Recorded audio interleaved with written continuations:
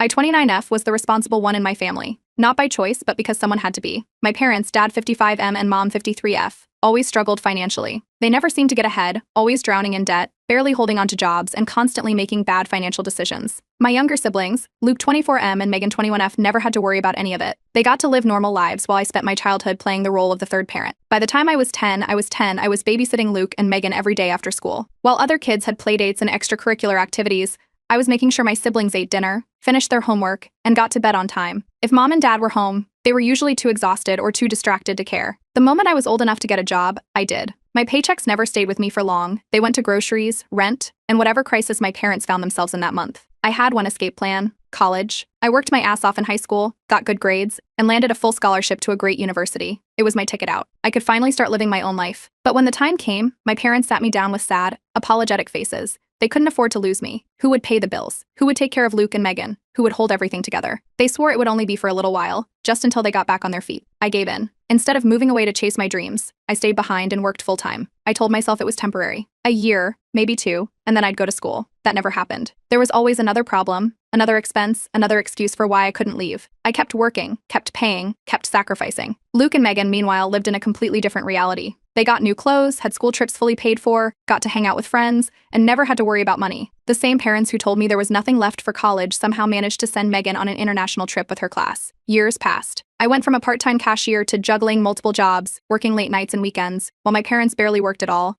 If they had money, they spent it on things they didn't need: takeout, new furniture, a family trip I wasn't even invited to because I was too busy working. Every time I brought it up, they'd remind me that I was the eldest, that family takes care of each other, that I was lucky to have a roof over my head. If I ever hinted at wanting to move out, they acted like I was abandoning them, like I was the worst daughter in the world. The worst part? I believed them. I turned down a promotion because it required travel and the family needed me here. I refused a better job offer in another city because my parents begged me not to leave. I lived paycheck to paycheck, not because I was irresponsible, but because I was covering rent, groceries, and bills while my parents barely contributed. Every time I thought I'd finally saved up enough to move out, something came up: an unexpected expense, a late bill, another excuse. Then, one day, everything changed. I got home from work and found my parents sitting in the living room, waiting for me. They had serious expressions, the kind that made my stomach sink. Dad handed me a piece of paper. It was a breakdown of the household expenses. He looked me straight in the eye and said, "We need you to start paying more."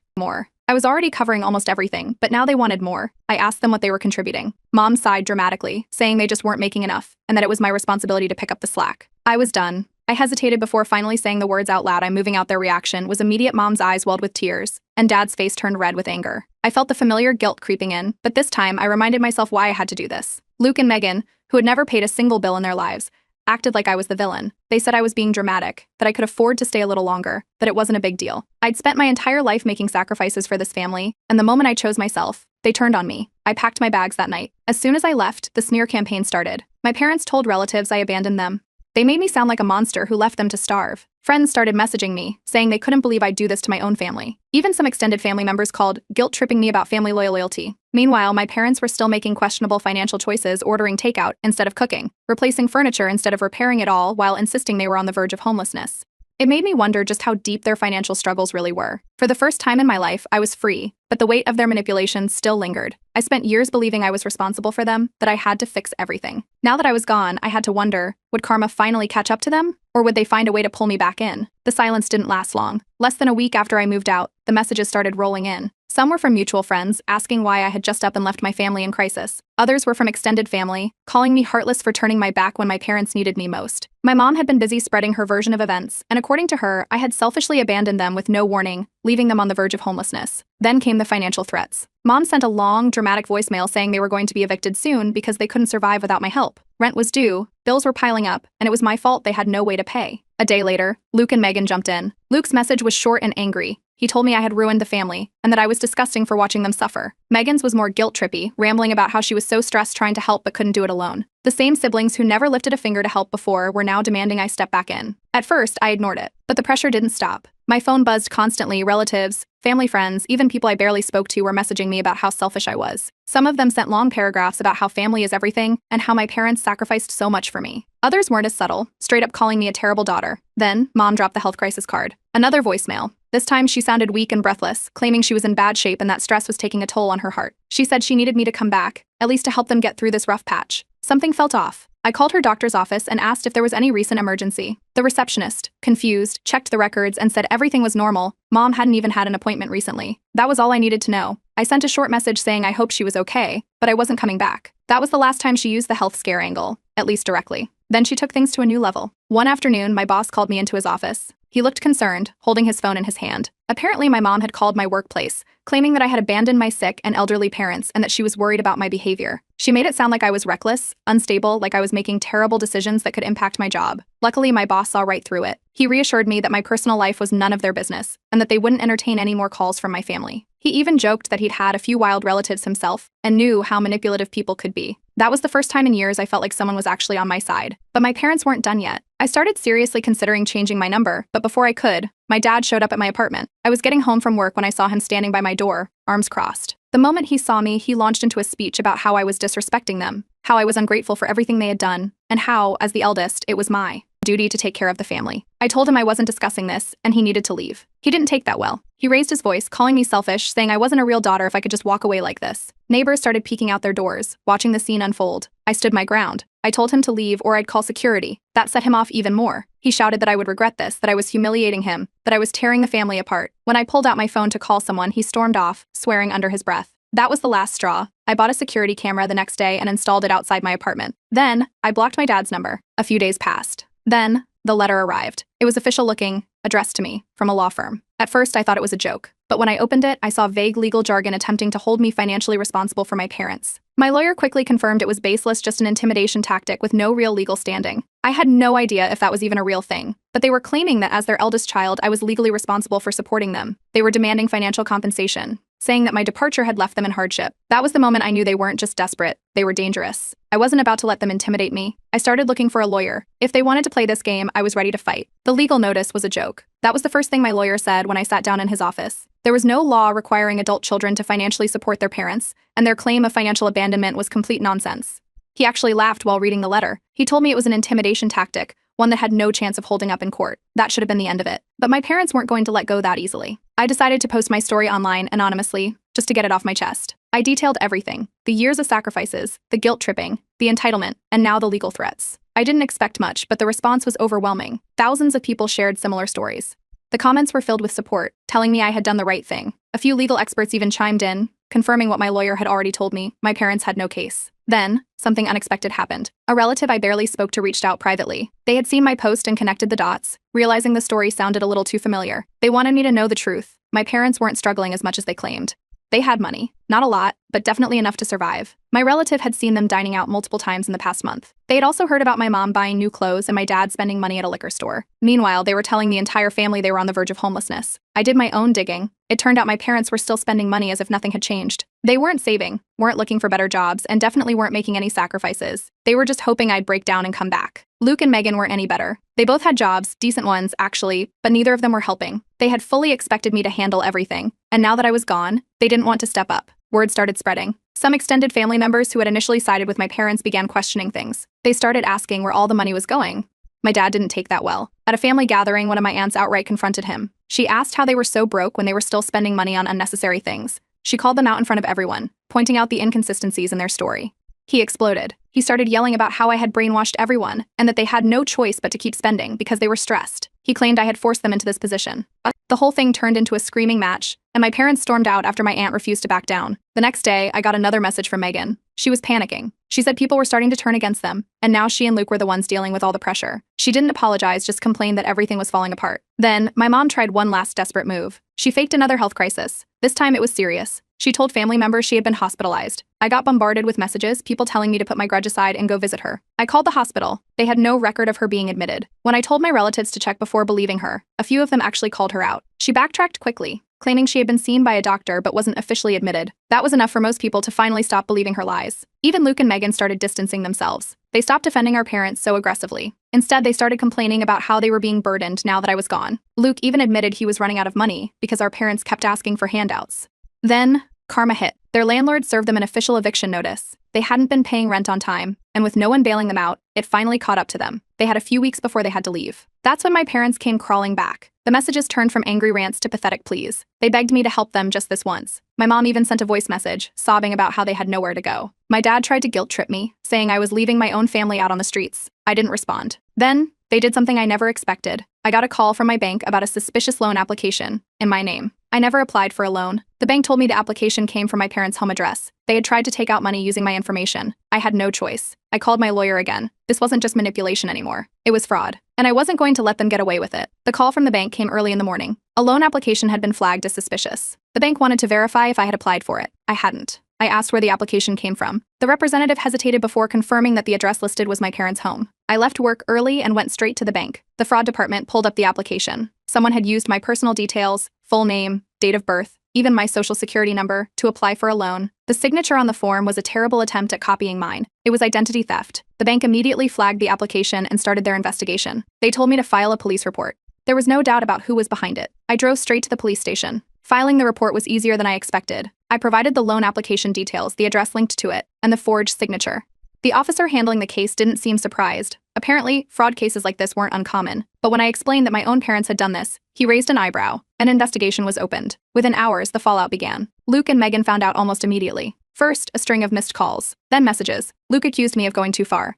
Megan sent a voice note, her voice shaky, saying I was putting mom and dad in danger over something that wasn't a big deal. My parents made their move next. A voicemail from my mom. She was crying, saying it was a mistake, that they were just desperate, that they didn't mean to hurt me. Then my dad, his tone cold and serious, saying this was going to destroy the family and that I needed to drop it. I didn't respond. I went straight to my lawyer. He didn't sugarcoat it. This was serious. Forging a signature for financial gain wasn't just wrong, it was illegal. He explained that my parents could face real consequences, including criminal charges. He asked if I wanted to press forward. I didn't hesitate. I was done being manipulated. Then, the extended family got involved. Some took my parents' side immediately. They called me cruel, saying I was sending my own parents to jail. One uncle told me I would regret this when they were gone. Others, however, finally saw the truth. My aunt, the one who had confronted them at the family gathering, called me. She told me she was proud of me for standing up for myself. She said my parents had been lying and taking advantage of me for years, and it was about time they faced consequences. My parents, sensing they were losing control, tried another approach. They begged. Messages flooded in. My mom, pleading for another chance. My dad, saying they'd never do anything like this again. They claimed they were scared, that they'd be homeless if this continued, that I was making a mistake. I ignored them.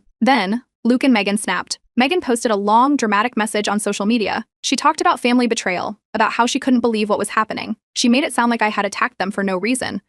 People who didn't know the full story started chiming in, sending me angry messages. Luke followed up with a private message, calling me disgusting for turning against the people who raised me. I blocked them both. Over the next few weeks, the investigation progressed. I provided statements, and the bank gathered evidence. Eventually, the police confirmed my parents' involvement in the fraud, leading to my father being formally charged. But my mom was questioned. The investigation confirmed what I already knew. They had attempted to forge my signature, and the evidence was undeniable. Megan spiraled. She posted vague, emotional messages about how fast people turn on their own blood. Then, a message that read, "Some people just love to see their own family suffer." I didn't care anymore. I cut the last ties, blocked every number, and told my lawyer to handle any further contact. But this wasn't over yet. A few days later, I got another legal notice. My parents were contesting a financial claim I had made against them, a move that could drag things out even longer. They weren't done fighting, but neither was I. The court date came faster than expected. I arrived early, dressed professionally, with my lawyer beside me. My parents were already there, sitting with their attorney. Luke and Megan were with them, whispering, casting sharp looks my way. The preliminary hearing began. Their lawyer tried to argue that my parents were confused when they filled out the loan application. He claimed they thought they had my permission,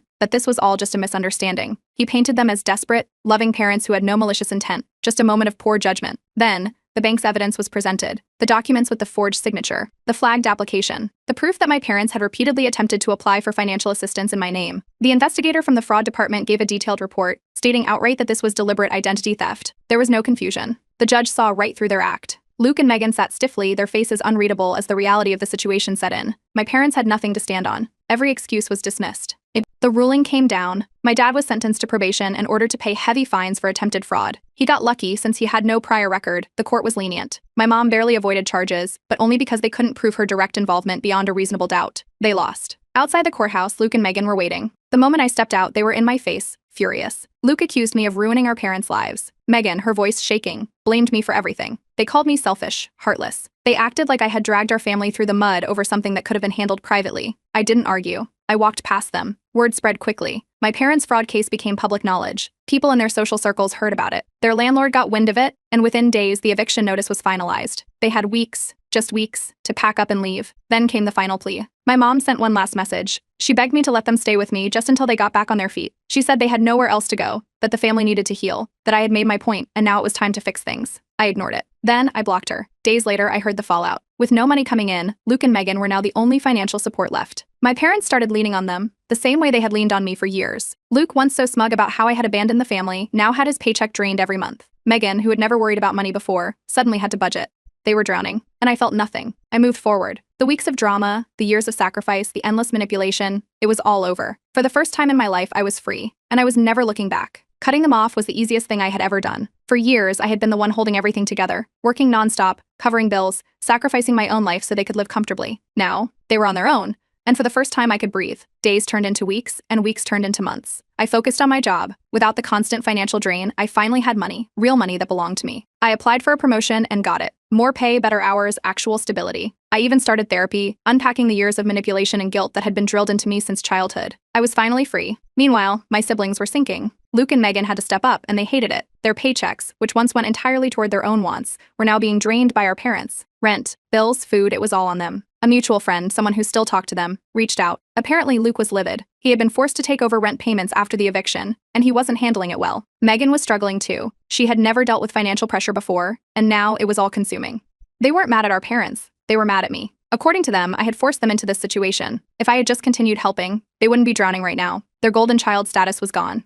Before, our parents had showered them with attention, making sure they had everything they wanted while I carried the weight. Now, the moment they were expected to step up, the favoritism disappeared. Mom and Dad weren't grateful. They were demanding. They refused to get jobs, refused to cut back on spending, and acted like it was Luke and Megan's duty to keep them afloat. Every dollar they made went straight into our parents' pockets, leaving them stuck in a cycle of never-ending debt. The first crack in their loyalty came from Megan. One night, she broke. A single message popped up on my phone. "I get it now. Please talk to me." I stared at it. Megan, who had screamed at me outside the courthouse. Megan, who had publicly sided with our parents even after everything they had done. Megan, who had mocked me for wanting independence. Now, she understood. I didn't respond. I couldn't trust it. Maybe she really did get it. Maybe she was looking for an escape. But I wasn't about to be her safety net. If she wanted out, she would have to figure it out herself, just like I had. More and more extended family began to see the truth. My parents tried spinning the same sob story they always had, but people weren't buying it anymore. The fraud, the eviction, the endless financial manipulation, it had all tarnished their reputation. People stopped reaching out. No more guilt-tripping phone calls. No more lectures about family loyalty. The money finally ran out.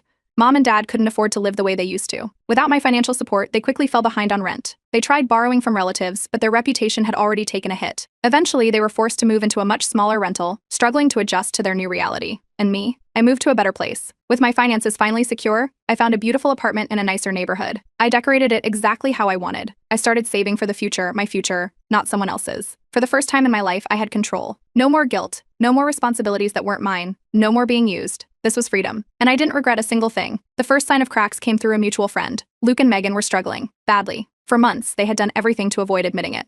They had mocked me, defended our parents, acted like I was the villain.